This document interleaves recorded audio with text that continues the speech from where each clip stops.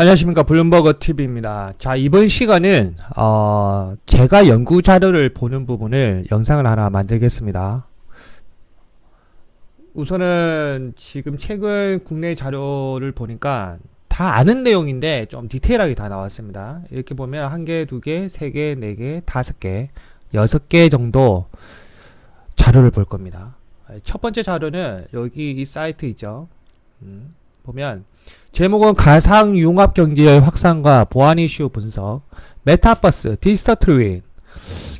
다 아시는 내용이죠. 메타버스가 왜 필요한지, 결국에는 초고령화 사회를 대비하기 위해서 이런 부분이 필요한데, 다 읽었으면은 실제적으로 젊은 사람들이 많이 없기 때문에 상거래가 활성화가 되지 않습니다. 그럼에도 불구하고 초고령화 25년에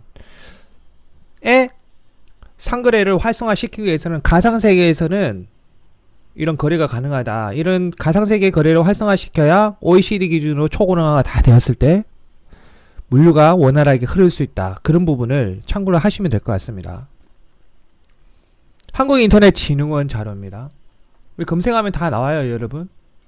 우선 제가 자료를 볼 때는 이렇게 요약을 봅니다. 요약을 보고 이제 저는 책을 많이 읽었기 때문에 대충 내용을 보면 어떤 내용인지 다 나와요. 그러면 이제 우선 요약본을 보고 제목을 보고 마지막 시사점을 보면 되겠죠.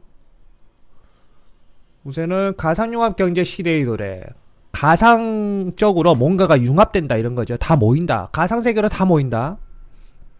메타버스는 다 아실 거고. 디지털 트윈, 디지털화가 되는데 A와 B가 만난다 이런 개념이죠.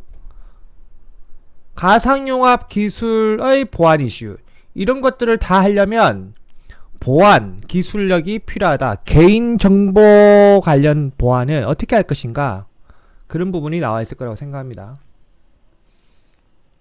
이런 자료를 보시면 어디 출처가 이렇게 되어 있다라고 나오고, 요약본은 자세히 읽으셔야 돼요. 가상융합 기술 기반의 새로운 경제 패러다임 확산, 그 다음에 메타버스, 디지털 트윈, DNA 인프라를 위한 가상환경의 일상화와 늘어나는 보안 이슈. 이게 요약이에요. 그럼 첫 번째 이 섹터에 대해서 가상융합 기술은 오프라인 경제와 디지털 경제의 융합을 통해 현실과 가상세계 간 경계를 허물고 우리의 활동 공간을 확장시켜 가상융합 공간에서 경제 주체 간 상호작용이 확대된다. 가상융합 기술의 활용은 기존 산업의 변화를 유도하고 새로운 성장의 모멘텀을 제공하여 문화 콘텐츠 부문은 물론이고 개인의 일상산업 공공 서비스 운영까지 활용되어 새로운 경제 가치를 창출하는 이른바 가상융합 경제로 발전될 전망이다. 이런 부분도 메타버스 이런 부분은 아시는 부분이니까 이런 장비들을 이용해서 접근을 하면 된다. 그 다음에 DNA 인프라를 통한 가상환경의 일상화와 늘어나는 보안 이슈. 비대면 디지털 대전환이 진행되면서 메타버스, 디지털 트윈 등 가상융합 플랫폼은 디지털 혁신, 이거를 DNA라고 표현을 했네요. 디지털 혁신의 인프라 기반 위에서 다양하게 활용될 전망이다. 쭉쭉쭉쭉 되어 있고, 이 부분은 안 봐도 되겠죠. 그럼 이제 그 다음에 보실 때는 전체 요약을 보셨으면 그 다음에 그림만 보면 됩니다. 그림. 어차피 이런 내용들은 그림에 대한 설명이기 때문에 그림이나 도표를 자세히 보시면 됩니다. 가상융합 경제는 이런데 메타버스 있고 디지털 트윈 있고, 디지털 트윈은 현실과 동일하게 가상세계를 구현하는 것, 메타버스는 가상세계의 확장, 인간의 감각과 연결, 이런 도구를 이용해서 한다는 거죠.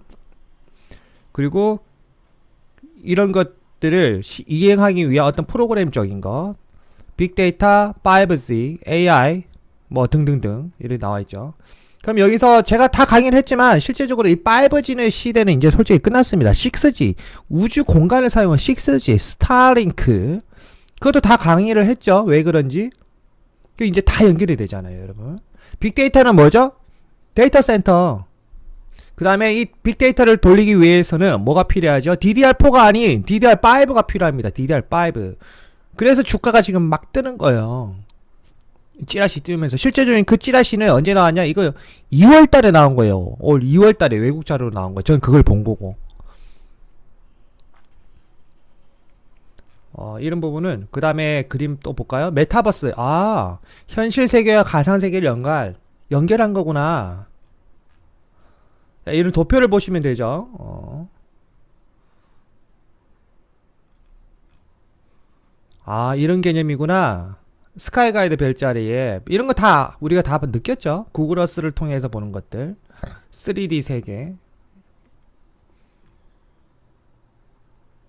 닌텐도. 자, 이거 한번 봅시다, 여러분. 메타버스 세계를 구성하는 주요 기술과 활용 분야. DNA, 데이터 네트워크 AI에서 DNA. 그럼 XR 있고 AR, HR, MR, VR 이렇게 되어 있죠. 이런 부분이 이제 나온다는 거죠. 실감나는 기술. VR은 착용하는 거. 나머지 AR, HR, MR 이런 것들이 나타나겠죠. 그런 장비들이.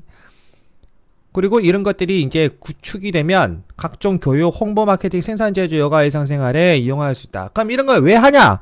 결국엔 초고령 사회 때 다 늙었지만은 메타버스 세계가 구현이 되면 구매 행위가 이루어진다는 겁니다. 원활하게. 자, 메타버스 기술 간 융합, 증강외적 시뮬레이션 사적 이렇게 된다. 가상세계에서 보고 귀로 듣고 가상세계에서 증강현실로 하고 이런 부분들.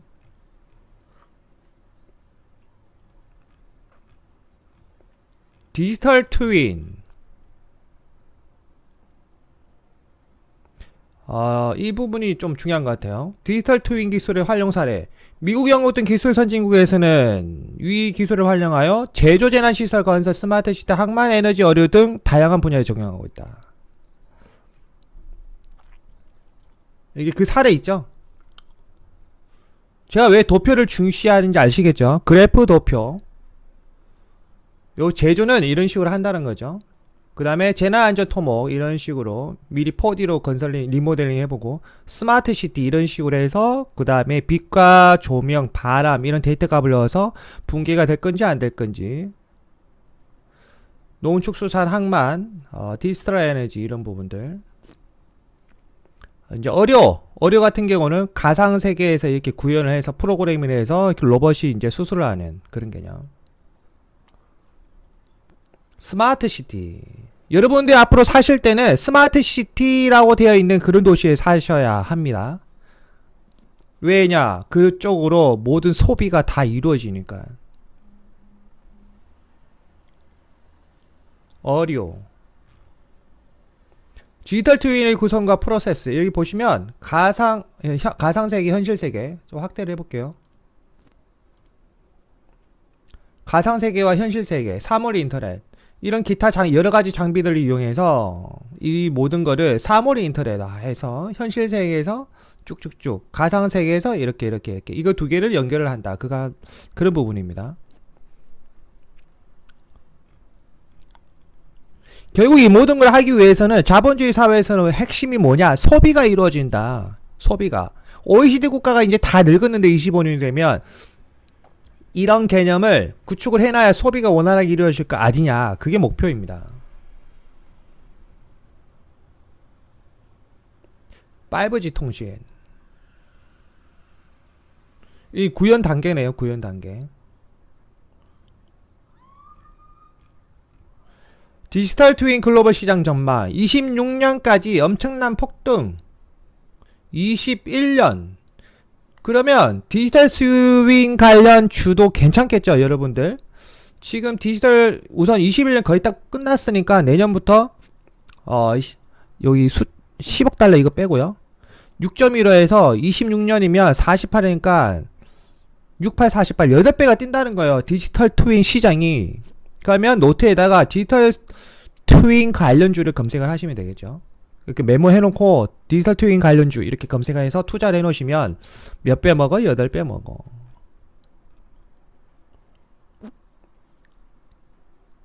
디지털 트윈 관련 주요 국 정책 동향. 미국 스마트 시티.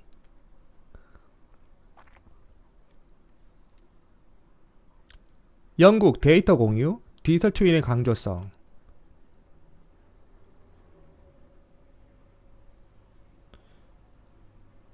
영국의 국가 디지털 트윈 원칙, 목적성, 신뢰, 기능, 효과 이런 철학적인 것 것들이 아주 중요합니다, 여러분. 어떤 디지털 관련 IT 관련 산업에 근무하시는 분은 목적성이 뭐냐, 신뢰성이 뭐냐, 기능이나 효과성은 뭐냐, 이런 것들을 정확하게 그 데이터 값을 추출할 줄 알아야 됩니다.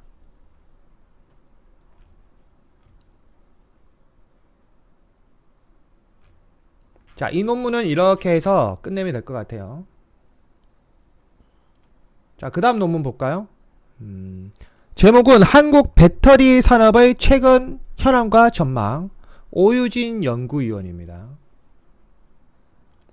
제가 말씀드렸죠. 저같이 이렇게 자료를 엄청나게 많이 보시려면 빨리빨리 스킵하는 실력을 늘려야 된다. 그러면서 중요한 정보는 놓치면 안 된다. 그러면 목차를 읽고 요약본을 읽고 그 다음에 서론, 본론, 결론 대충 유추를 하고 결론이 뭔가 이렇게 보고 나서 다시 본론으로 들어가서 차트와 그 다음에 그림 이런 것들 보시고 그 자료는 끝내면 됩니다. 자, 요약본 한번 볼까요?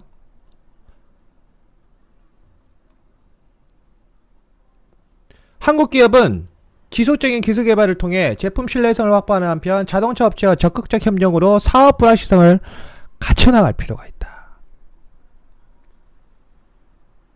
세계적으로 전기차 보급이 빨라지면 한국 배터리 업계도 가파른 성장세 시연 중. 이런 부분은 다 아실 거고. 자, 이거는 4페이지밖에 안 되기 때문에 그냥 쭉 볼게요.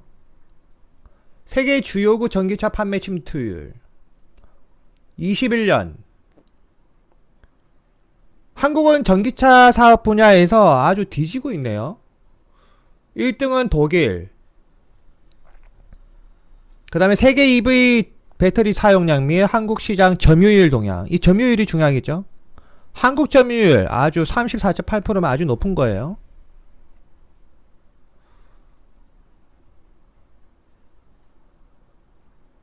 한국 배터리 기업들은 중국, 유럽에 이어 가장 늦게 열리는 미국 시장에 주목하고 있다. 중요한 거는 미국 시장에 주목하고 있다. 전 세계가 미국에 주목하고 있다. 배터리.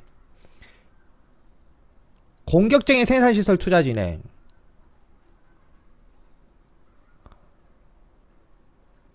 SK이노베이션. 다들 아시죠?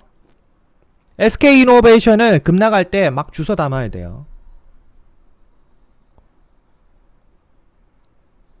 13조 원을 투자할 계획이다. LG에너지 솔루션. 생산시설을 지금 건설하고 있다네요. 현재 한국의 주력 시장은 유럽이다.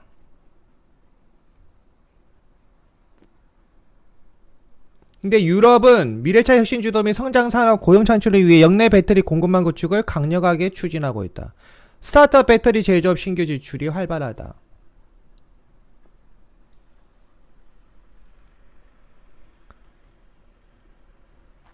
한국 기업들 유럽 시장 점유율이 점진적으로 위축된다. 이게 팩트예요. 그래서 한국은 어디로 시장을 돌려야 되냐? 배터리 산업 분야에 대해서는 미국으로 다 시선을 돌린다. 국가별 리튬 배터리 수입 동향이 되어 있죠.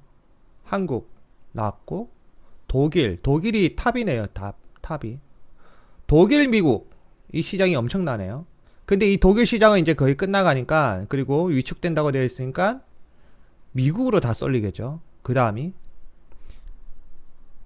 지역별 배터리 셀 제조 능력 전망. 북미가 엄청나네요. 북미. 중국 외 아시아. 잘못 말씀을 드렸군요. 여기 북미가 이거고, 중국 배터리 셀 제조 능력은 갈수록 더 확대된다. 왜 그러냐면 리튬. 이래서 중국을 무시할 수가 없다니까요. 이런 부분에 대해서.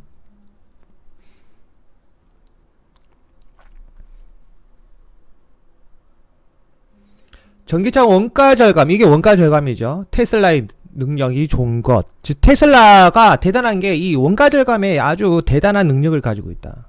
테슬라. 자동차 OEM의 배터리 가치 사슬 참여 수준 상승. 도요타, 폭스바겐, 다임러 신설하고 있다. 문제는 각종 사고나 화재 등 배터리 안전성 및 품질 리스크가 부각이 되고 있다. 이게 왜 그러냐면 리튬 폴리머 계열에는 리튬이온과 리튬 인산철 배터리가 있습니다. 지금 현재 이제 전기차에 들어간 거는 리튬 이온 배터리고요. 그 다음에 캠핑 가실 때 사용하는 배터리는 리튬 인산철 배터리입니다, 여러분. 리튬 인산철 배터리는 물 관련해서 안전성이 아주 우수한데 대신에 무겁고, 리튬 이온 배터리는 물에 취약합니다. 습기에 취약하고, 이 수분과 이렇게 결합을 하면 바로 폭발을 해버립니다. 그리고 일반 소화기로는 소화가 안 됩니다.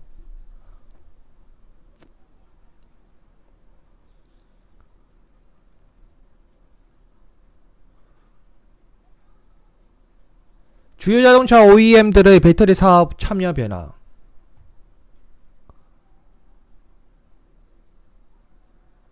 자체 생산.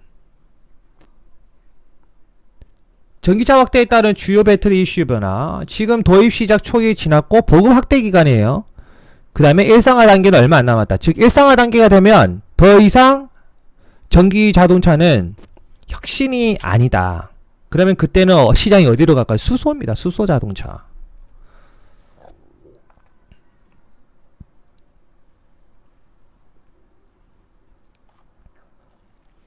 대규모 시설 투자 및 R&D 비용, 양산 품질 관리의 난이도 등 산업의 특징을 고려했을 때 후발주자들 진입에도 불구하고 한국 배터리는 양호한 시장 지위를 유지할 것 같다. 그래도 한국 배터리는 양호한 시장을 유지할 것 같다. 왜냐? 리튬 배터리는 진입 장벽이 높다. 25년 끝까지 세계 EV 배터리 수요는 연평균 40% 성장한다.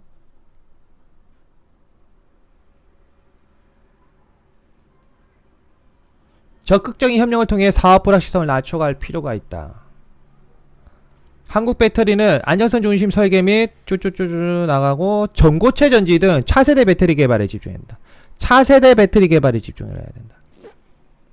그래서 지금 나온 기술력이 뭐냐면 조금 전에 말씀드린 리튬 폴리머 계열의 리튬 이온과 리튬 인산철 배터리가 있는데 리튬 인산철 배터리에 지금 집중을 하고 있습니다. 이거 뭐냐면 가격이 저렴합니다. 가격이 저렴해. 그러면 단점이 뭐냐? 무겁습니다. 그러면 그 무게만 줄이면 되는데 그 기술력이 한국에서 개발이 됐어요.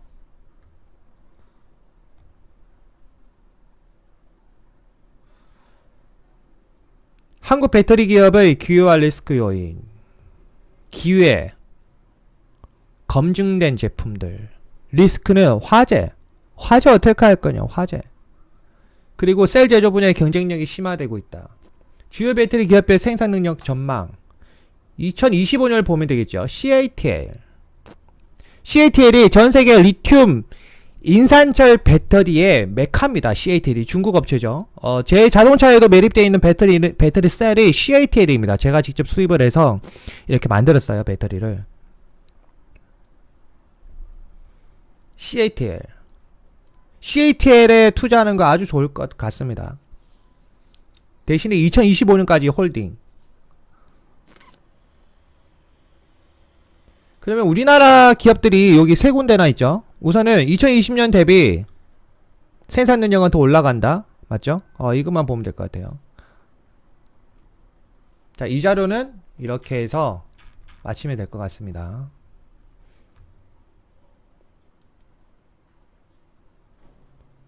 자, 그 다음 자료는 포스코 자료입니다. 포스코 연구원 자료입니다. 2차 전지도 탄소 중립을 피해갈 수 없다. 즉, ESG가 글로벌적으로 더 강화될수록 2차 전지 관련주는 이 탄소 수치를 안 낮추면은 주가가 떨어진다. 지금의 주가가 올라갈지도 몰라도 조만간에 주가가 떨어진다고 저는 생각합니다. 자, 목차. 2차 전지에도 불어오는 저탄소 바람, 전기차 핵심 부품 2차 전지, 탄소 저감에도 핵심. 기업들은 재생에너지 리사이클 확대 추진, 종합 및 시사점. 이렇게 목차는 꼭 읽으셔야 돼요, 여러분. 그리고 SKU대 서머리를 보셔야 돼요. 서머리를 읽어보겠습니다. 전 세계적으로 탄소 중립이 주요 화두로 떠오르며 2차 전지에도 이산화탄소 배출 관리가 핵심 경쟁 요건을 부상하는 모습.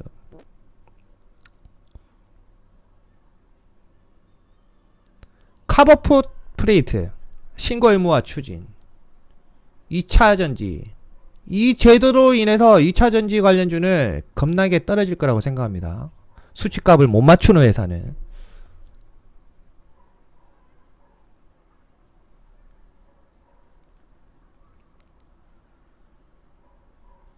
2차 전지 제조만을 기준으로 하면 약 20%가 셀 제조 단계에서 발생을 한대요.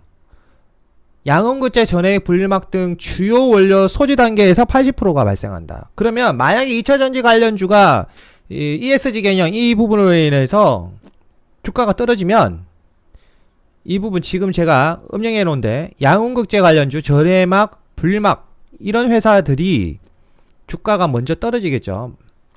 많이 떨어지겠죠. 떨어져도.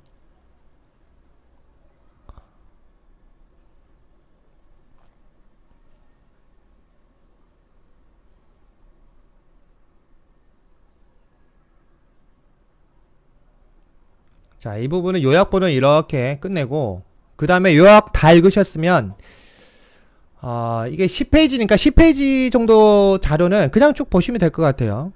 내용이 그리 안 크니까. 2차 전지에도 불어는 저탄소 바람, 탄소 낮춰라. 2차 전지는 쭉쭉쭉쭉 저개발 특정 지역에 편제된 탓에 수질오염, 아동노동, 용수 부족, 깨끗한 물, 용수 부족, 다양한 ESG 관련 이슈가 지속되고 있다. 최근 전 세계적으로 탄소 중립이 주요 화두로 떠오르며 2차 전지 산업에서도 CO2 배출 관리가 핵심.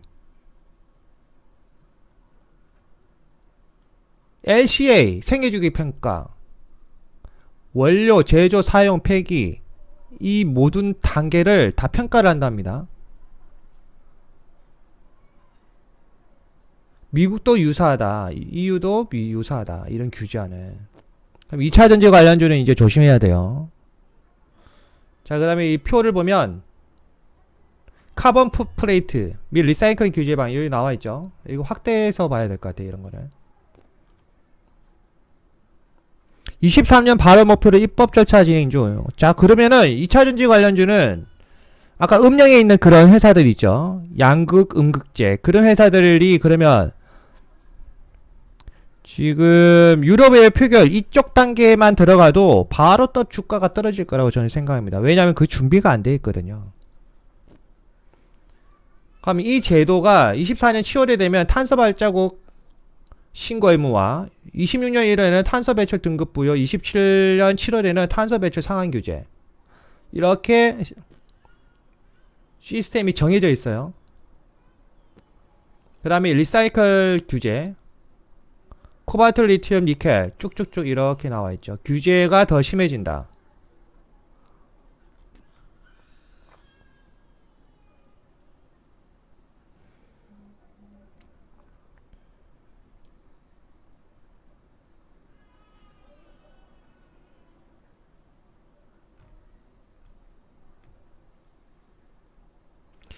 전기차 핵심 부품 2차 전지 탄소 저감에도 핵심. 생애 주기는 조금 전에 말씀드렸죠. 생애 주기 4단계.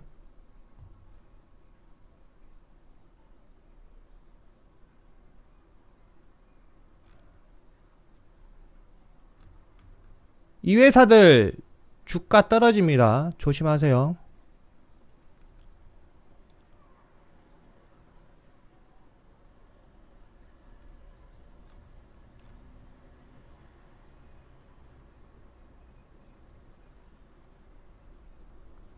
주요국 2차전지 카본 풋프레이트 및 주요 원료 조달국.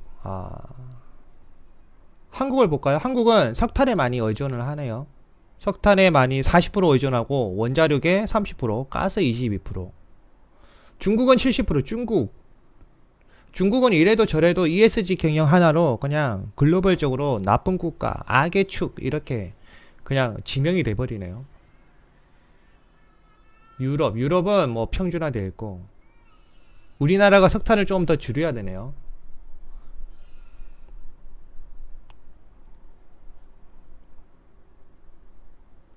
그럼 앞으로 한국의 어떤 연료 관련은 석탄 줄이고 가스를 늘리겠죠. 여기 보시면 비율값이 거의 비슷해야 되잖아요. 석탄을 줄이고 가스를 더 늘린다.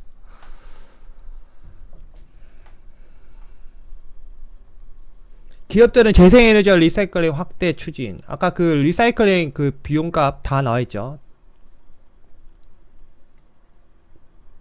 그래서 한국에서는 리사이클 전기차 배터리 관련 리사이클링 특구가 어디냐면 지역이 그 포항에 가시면 포항 영일만이 있습니다. 거기가 특구로 지정이 됐어요.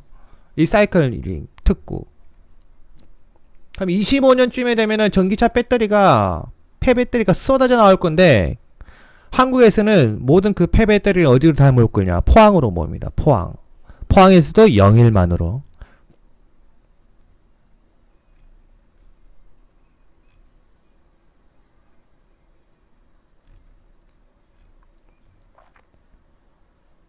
테슬라는 공정 개발을 하고 있다. 이래서 테슬라가 대단하다는 거예요. 자, 이런 걸 봐야죠. 이제 종합 및 시사점. EU 등 후발국은 2차 전지 산업의 저탄소 트렌드를 역내 산업 확대 및 지역 패권 장악을 위한 기회로 활용하고 있다. 2차 전지 성장의 연계, 국내 소재 점유율이 증가하고 있는 가운데 친환경 경쟁력이 국내 소재 산업 생태계의 장기 생존력을 평가할 시금석이 되고 있다.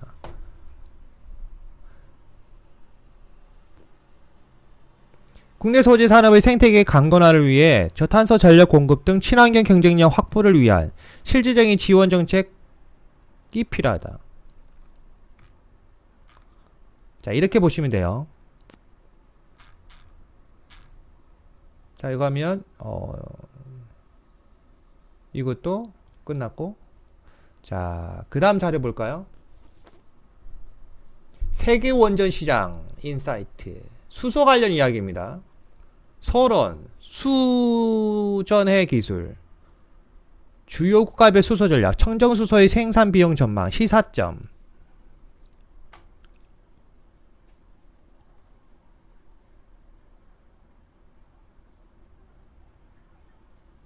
원전 이야기가 많네요. 북미, 원전. 여기 보면 원자력과 수소를 연계해서 사고를 해야 되나봐요. 유럽도 원전. 제가 그 강의한 것과 그대로죠. 원자력 발전소와 수소의 연관성. 그런 것들 생각을 해야 된다. 그래서 그 어제 강의했잖아요. 제가 그 소형 원자로가 앞으로는 대세가 된다. 그걸 누가 주장을 했냐? 마크롱.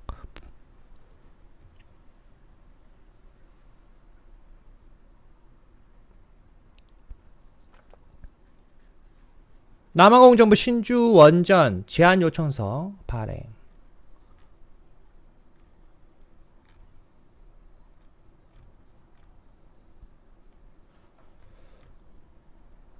이거는 40페이지니까 제목과 차트, 그림만 보고 넘어가겠습니다. 급격한 변화를 겪고 있다. 그린 수소 생산을 위한 정책을 마련하고 있다. 그러니까 여기서 일반 수소 생산과 그린 수소, 여기서 팩트는 그린입니다. 그린. 일반 수소는 화학 분해를 하는데, 그린 수소는 그러니까 다시 말씀드릴게요. 일반 수소는 그 수소를 생산을 할 때 어떤 부분이냐면, 그러니까 어떤 광물이나 아니면 석유를 뭐 이렇게 화학 분해하든지 그런 개념으로 수소를 생산하는 거고, 그린 수소는 말 그대로 원재료 자체가 깨끗한 거. 쉽게 말하면 물을 전기 분해하는 거를 그린 수소 생산이라고 합니다.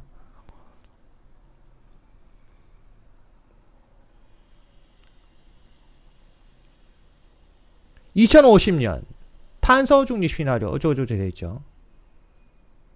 2050년까지 수소에너지 전체 80% 이상 그린 수소로 전하는 것이 목적이다. 그래서 나왔죠. 우리나라의 그 기술력이 나왔잖아요. 물을 전기 분해하는 거. 당연히 이제 물을 전기 분해하는, 여기 나오네요. 수전의 기술. 물을 전기 분해하는 건 쉽다고 생각하지만, 이거를 대규모로 전기 분해해서 나온 그 수소를, 액화수소로 만드는 것이 그게 기술력이에요. 그 기술력이 아직 부족한가 봐요. 왜 그러냐면 수소란 거는 쉽게 폭발하기 때문에 이거를 액화화 시키는 과정에서 폭발할 수가 있잖아요. 그래서 제어가 그렇게 힘들다고 합니다. P2G 수전에는 수전의 설비를 통해 전기를 활용한 수소를 제조 저장 전환하는 기술을 의미한다. 재생에너지 발전에서 잉여 전력이 발생한 경우 물을 전기 분해해야 한다.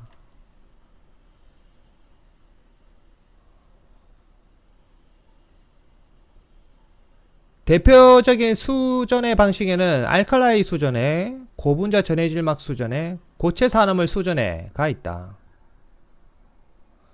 알칼라인 수전해가 기술적으로 가장 하이 클래스라고 하네요. 장점과 단점이 이렇게 있고, 도표를 보면 나오겠죠.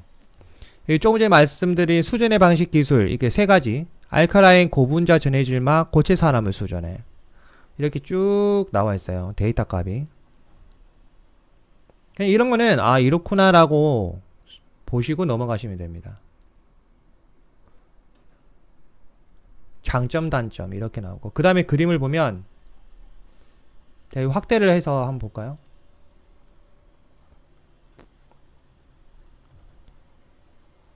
이거는 이렇게 되는구나, 이렇게 되고 이렇게 되는구나. 이거를 다 외우려고 하실 필요는 없어요. 참고만 하시면 돼요. 이거 한둘 셋, 이거는 제가 조금 전에 말씀드린 거 있잖아요. 세 가지. 이거 알칼라인 수전해의 약자는 AEL, 고분자 전해질막 수전해의 약자는 PEMEL, 고체 산화물 수전해의 약자는 SOEL. 그 방법이 이렇게 나와 있는 거예요. 일반 사람들 이걸 다 외울 필요는 없어요. 그냥 그런 게 있구나라고 생각하시고 넘어가시면 됩니다. 첫 번째 그림만 보시더라도 알칼라인 수준의 기술이 가장 고급 기술력인 걸 알 수가 있죠. 복잡하잖아요. 제일 복잡하잖아요. 이게 제일 단순하고.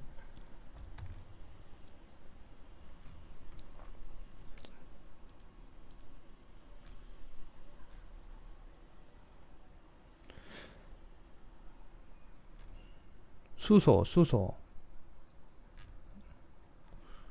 이건 이제 단계별이 1단계, 2단계, 3단계. 우선 23년까지 수소 생산 활용 분야 쭉쭉쭉쭉 나와 있고, 세부 계획을 제시한다. 생산 활용 인프라 공급 연구 교육의核心 국제 협력.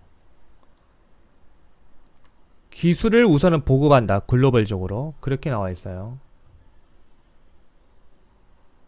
수소의 생산 사용을 위한 지속 가능한 기반이 필요하면 수소를 경제적으로 사용하기 위해서는 재생에너지를 통한 전력 생산이 증가돼야 된다. 그래서 지금 먼저 ESG 경영인데 풍력, 태양광 이거를 먼저 하는 거예요. 제 강의 그대로죠. 23년까지 우선은 풍력, 태양광 이런 부분은 지속이 되고 그 다음부터는 혁신이 아니다. 그리고 나서 23년부터는 쭉 수소다. 왜 그런지 제가 말씀을 드렸잖아요. 여기에 정확하게 나오네. 제가 강의한 거. 수소의 생산 및 사용을 위한 지속 가능한 기반 설비가 필요한데 그 기반 설비가 되는 게 풍력과 태양광이다. 이 재생에너지다. 석탄이 아니라. 그래서 지금 풍력과 태양광 관련주가 급등하는 거예요. 대표적으로 OCI, 두산 인프라코어.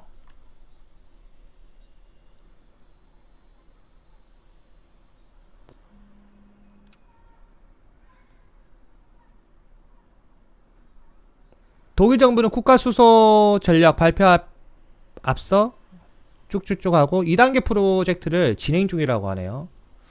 독일은 26년까지 진행을 한다. 14억 유로 투자한다. 그래서 니콜라 자동차 그 메인 첫 차량이 독일에 있네요. 독일에서 만들고 있거든요, 지금.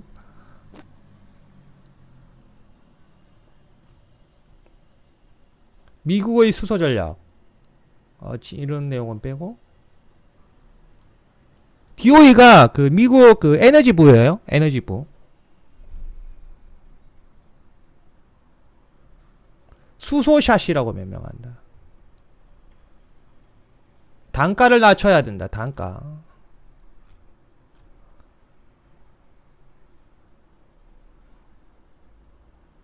수소 전략. 국가별 주요국 수소 전략. EU 수소를 그린딜 청정에너지 전환 쭉 나와 있고, 일본 25년까지 이렇게 한다. 뭐 이거 다 아는 내용이죠. 독일 탈탄소화 23년. 수소는 자 그러면 여기서 보셔야 될 게 연도를 봐야 됩니다. EU 24년이죠. 그 다음에 일본 25년, 독일 23년. 그러면 23년쯤에 되면 독일은 이 프로젝트 1단계에 대한 결과치를 발표를 하기 위해서 엄청나게 투자를 많이 하겠죠. 뭐든지 막판에 투자를 많이 하잖아요. 결과치를 나타내야 되니까. 그럼 23년부터 수소 관련주는 폭등할 수밖에 없다.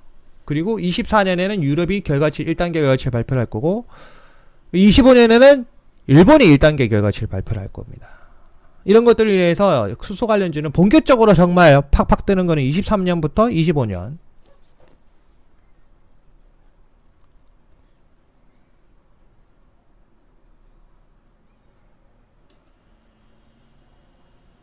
현 시점에서 청정수소를 생산할 수 있는 가장 저렴한 방식. 이거는 청정수소는 그린수소와 다릅니다, 여러분. 말 그대로 그냥 깨끗한 수소를 말하는 거예요. 그린수소는 수소를 생산할 때 있어서 재료가 되는, 그리고 그 기술력 부분이 얼마나 친환경적인 것인지, 그거에 따라 그린수소라고 말을 합니다. 천연가스 석탄을 화학 분해하는 게 가장 쉽다. 그런데 이거는 그린수소가 아니다. 그래서 문제다. 탄소 보집 기술. 추가적 비용이 발생한다. 뭐보다? 천연가스나 석탄 대비 추가적 비용이 발생한다.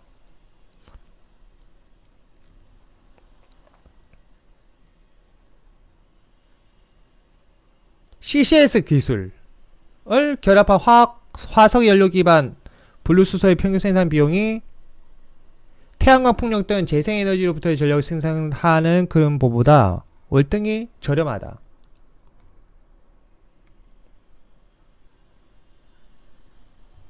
이 데이터 값이 나와 있죠.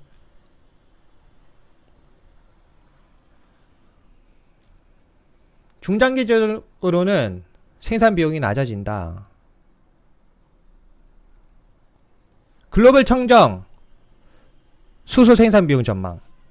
여기 그린 수소, 블루 수소 나와 있죠. 조금 전에 말씀드렸죠. 생산 비용 지금 2021년인가 대략 이쯤에 있을 거예요, 우리가. 그럼 실제적으로 일반적으로 우리가 쓸 수 있는 건 대략 언제냐? 2035년. 이렇게 나오죠. 2035년부터 본격적으로 수소 관련 자동차 대중화가 된다는 거예요. 핵심은 생산 비용이 낮아진다.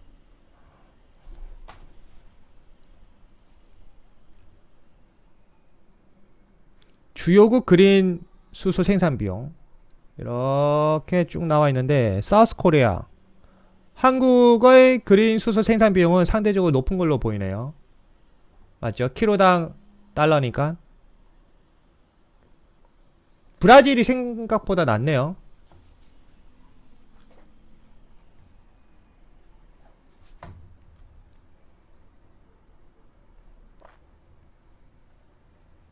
(2050년에) 한국, 일본을 제외한 26개 국가에서 그린 수소는 어쩌고저쩌고 1kg당 1달러 미만으로 될 것 같다. 한국은 수소 경쟁력이 없다. 국가 자체는 수소 경쟁력이 없다.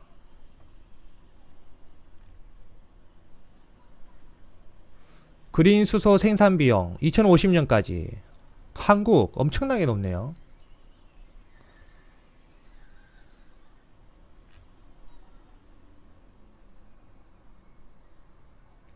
그린 수소의 생산 비용은 기존 분석 결과와 비교했을 때 생각보다 빠르게 감소하고 있다. 기술력이 그만큼 좋아지고 있다는 거죠. 아, 여기 나오네요. 스페인, 칠레, 중동 지역 등 최적 자원을 보유한 지역에서는 대규모 재생에너지 설비를 신설함에 따라 최대 15%까지 감소한다. 그래서 브라질이 이 수소 생산 비용이 낮다. 그렇게 우리가 해석해야 되는 거네요. 아르헨티나, 페루, US, 인디아 이런 나라들은 결국 천연자원들이 풍부한 나라들. 우리나라는 천연자원이 최악이다. 시사점 16페이지인데 중단기 관점에서 분리수소가 경제성이 있겠으나 장기적으로는 그린 수소의 생산 비용 감소를 유도할 수 있는 전략이 필요하다. 즉 기술 개발을 해야 된다.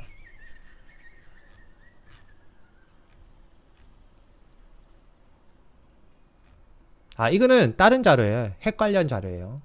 조금 전에 그거는 그렇게 하면 끝날 것 같아요.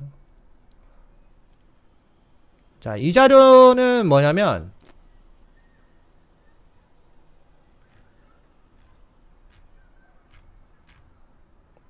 이거를 PDF 파일을 열어서 보여드릴게요.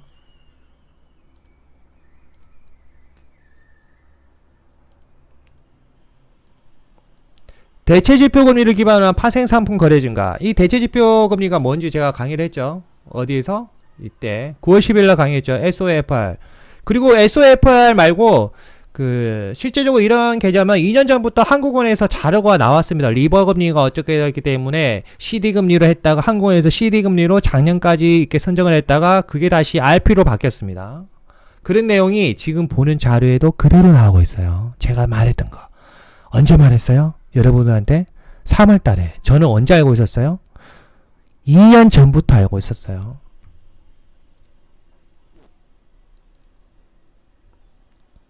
자, 이 강의를 들으신 분은 지금 제가 읽어드린 게 정확하게 이해가 될 겁니다. SOFR 관련 기업 대출이 늘어날 수밖에 없다. 그거 강의했죠. 그 결과값이 이제 나오는 거예요. 대체지표금리 RP 원래는 CD 금리였는데 RP로 바뀌었단 말이에요. RP. 파생상품 거래 증가. 자, 대부분 리버 금리에 대한 산출 중단 시점 2021년 말려 나가면서 어쩌고저쩌고 SOFR 다 강의했죠. 리보 산출 중단이 얼마 남지 않은 상황에서 대체 지표가 빨리빨리 돼야 된다. 왜 그러냐면 리보 기준으로 그 파생 상품이 만들어진 게 천문학적인 돈입니다. 그게 리보 기준에 산출된 그런 파생 상품이 빨리빨리 바뀌어야 돼요. 안 그러면 이제 자본시장이 붕괴가 돼버리니까. 근데 붕괴될 일은 100% 없어요.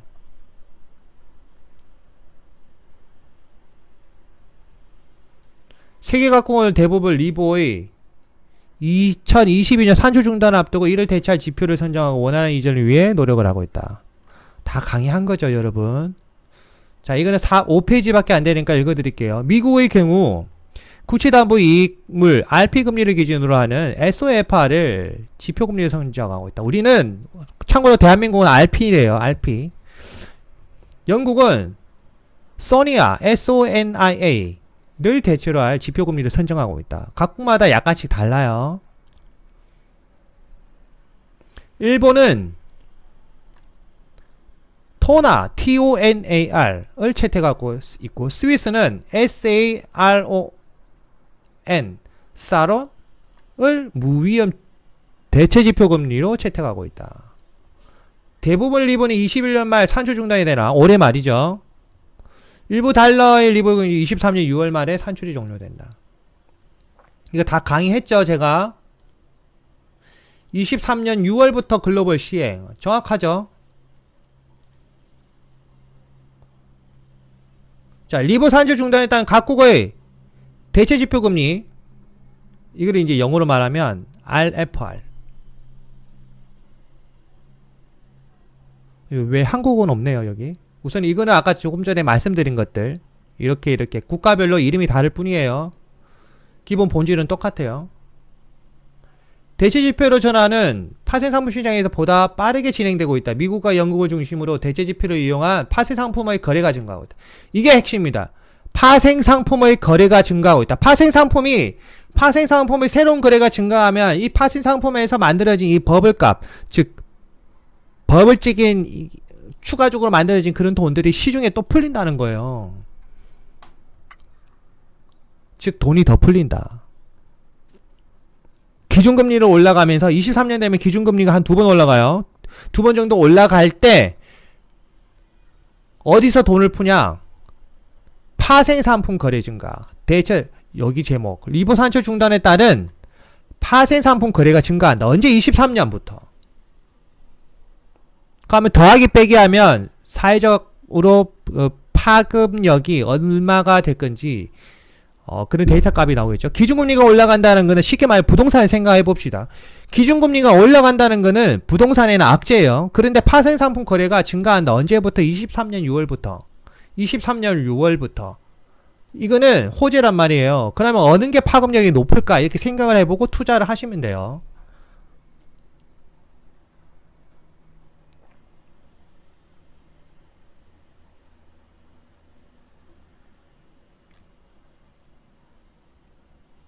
CME 거래소에서 SOFR을 기초로 하는 파생상품의 거래량이 꾸준히 증가하고 있다.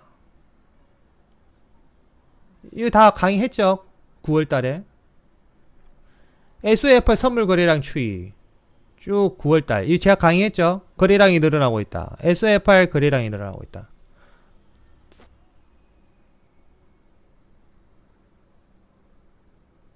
여기 보면 전문적인 용어가 나오죠? 원래는 리버였단 말이에요. 전 세계가. 근데 이게 사라지고 각국에서 이 대체 상품을 만들어야 되는 거예요.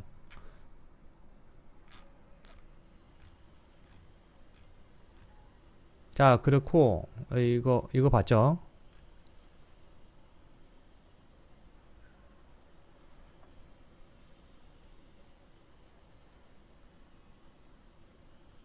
리버 중단 시점이 얼마 남지 않은 상황에서 선진된 대체 지표가 시장에서 널리 통용되기 위해서는 이를 기초자산화는 파생상품 시장의 개선 및 활성화가 중요하다. 자, 이거 활성화 시킬까요? 안 시킬까요? 한국에서 1000% 10,000% 활성화 시킵니다.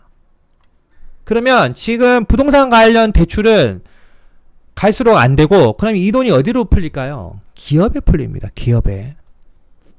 그래서 제가 강의를 했잖아요.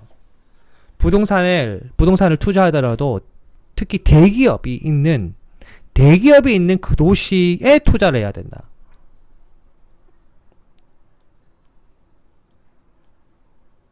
자, 한국은 국채통안증권 RP금리가 최종 대체금리를 선정했다. 원래는 CD금리였어요.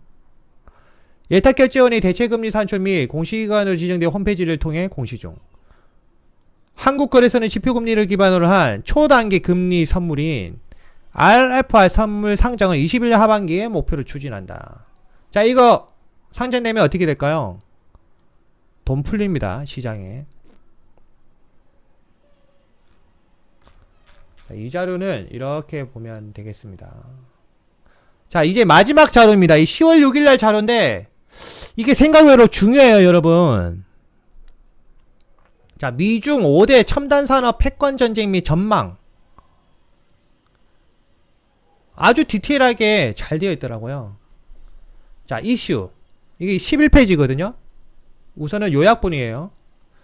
최근 미국과 중국 간 대화 움직임에도 불구하고 미국의 압박이 향후 패권전쟁의 성패를 좌우할 것으로 예상해 5G, 반도체 등 첨단 산업에 집중되면서 미중 갈등이 심화된다. 자, 이거는 이제 향후 중국과 미국을 비교를 했을 때 어디가 어떻게 기술력 우위에 있냐 이런 것들 나온 거예요. 자, 이 부분은 제가 읽어드린 것보다 나중에 이제 도표가 나옵니다. 그걸 보시는 게 나을 것 같아요. 자, 이거는 읽어드릴게요. 중국의 5G 등 신산업 선진에도 불구하고 미국의 AI 및 신재생 에너지 부분에서의 역전 가능성을 배제할 수 없으며 특히 첨단 피라미드 꼭대기 위치에 있는 여타 산업을 지배할 수 있는 반도체 부분 열쇠로 중국이 첨단 산업 패권 전쟁에서 우위를 점하기는 어렵다. 즉 중국은 첨단 산업에서 패권 경쟁 이기지 못한다. 향후 미국의 견제도 반도체에 집중되면서 우리나라를 포함해 120여 개국 이상의 연관된 반도체 공급망 변화가 발생한다. 그래서 미국이 뭐라고 했습니까? 리쇼어링 정책을 하기 위해서 미국이 한 가지 더 뭐 하고 있죠? 글로벌 법인세? 글로벌 최저 법인세 15% 그걸 설정을 한 거잖아요. 이게 다 연결이 되잖아요. 그런데 더 웃긴 게 글로벌적으로는 합의가 끝났는데 미국 상원에서 이게 통과된다 안 된다? 안 된다. 통과되려면 상원에서 63%가 필요하다. 63표가 필요하다. 63표 맞죠?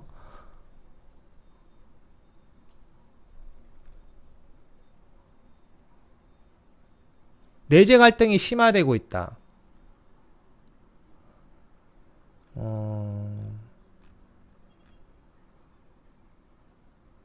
주요국 R&D 지출 금액 달러. 미국, 중국도 많이 지출을 하고 있네요. 자, 글로벌 혁신 지수. 과거 대비 중국이 글로벌적으로 혁신적이다. 왜? 특허, AI 관련 특허는 거의 중국이 압도적으로 많아요. 5대 부문별 전환망.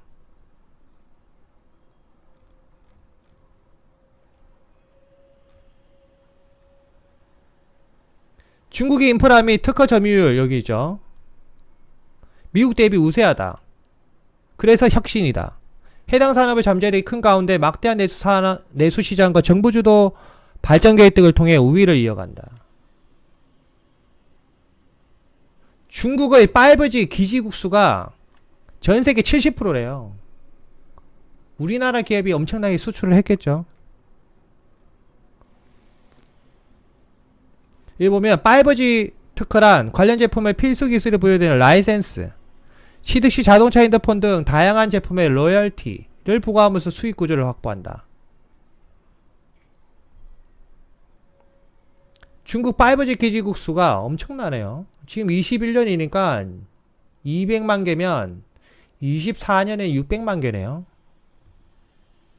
국가별 5G 특허 점유율 19년 기준으로 봤을 때 중국이 거의 35% 압도적입니다. 그 다음에 한국이 25% 압도적이고. 자, 전망은 볼 거 없이 중국이 압도적으로 우위에 있습니다.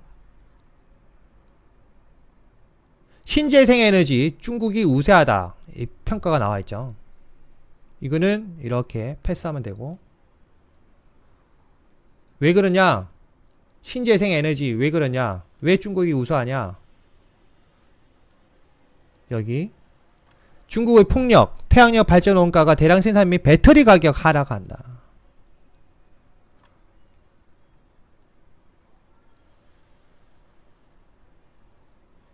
에너지원별 발전 원가 이걸 한번 볼까요?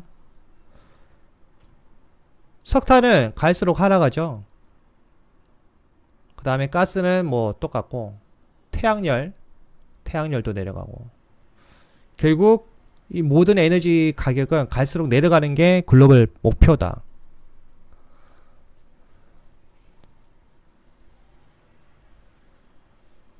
AI 관련은 중국이 아주 우수합니다. 뭐 이거는 다 아시는 거니까 넘어가고. 미중 AI 논문 점유율은 이 스탠포드 자료예요. 중국이 이겼다. 반도체는 미국이 우수하다. 중국의 반도체 기술력이 아주 낮다. 정부 주도 발전에 한계가 있다. 인력이 부족하다. 이걸 떠나서 중국에는 깨끗한 물이 없어요. 깨끗한 물이 있어야 되는데. 이거는 우리한테 호재죠. 왜? 결국 AI 시스템으로 중국이 어떤 세계 시장을 이끌려고 하려면 반도체가 필요하니까 각각 한국에 손을 벌릴 수밖에 없어요. 그러면 SK하이닉스가 중국에 있잖아요.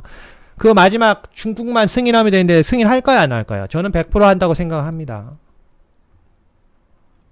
그거 12월 달쯤에 할 거예요.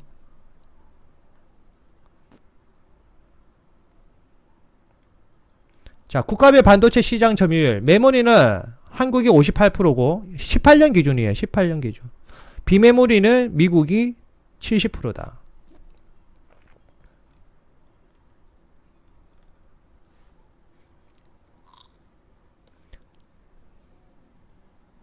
항공산업 분야는 미국이 압도적으로 우수하죠. 우주산업도 당연하고 우주산업 전망 이 부분도 당연하고 제가 말씀드렸죠. 스페이스X 이거 왜 그런지 위성 인터넷, 우주관광 높은 수익성을 토대로 우위를 지속할 전망. 어디가? 미국이. 미국 중에서도 어느 기업이 테슬라.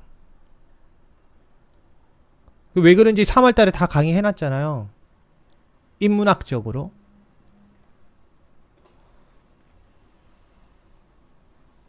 자, 이게 9페이지니까 이제 결론이 거의 다 되어가는 것 같습니다. 자, 평가비 영향. 5G도 중국의 신산업 선전에도 불구하고 미국의 AI 및 신재생 부분에서 역전 가능성을 배제할 수 없으며 미국이 앞장설 수가 있다.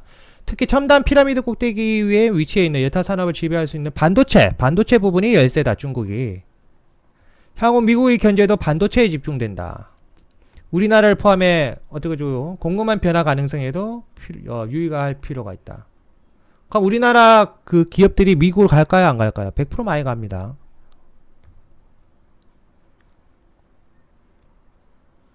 오대 첨단 산업의 중요도 및 상호 연관도. 자, 반도체. 제가 반도체가 계속 중요하다는 이유가 5G의 항공우주 이 모든 것들을 하려면 반도체가 없이는 그 무엇도 안 됩니다. 한눈에 딱 보이죠? 반도체. 그래서 그 퀄컴 제가 강의할 때도 25년까지 퀄컴을 몇 배 뛴다? 3배 뛴다. 누가 그 말을 했냐? 제가 아니에요. 블룸버그가.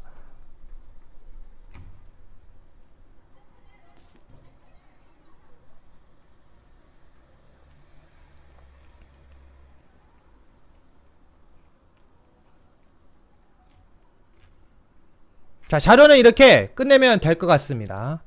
자, 강의가 56분 정도 지났는데 이렇게 저 따라 같이 연구자를 보신다고 수고가 많으셨고요. 얼마나 이 영상을 보실지는 저도 솔직히는 모르겠어요. 그냥 한번 테스트 버전으로 이렇게 만들어 봤습니다.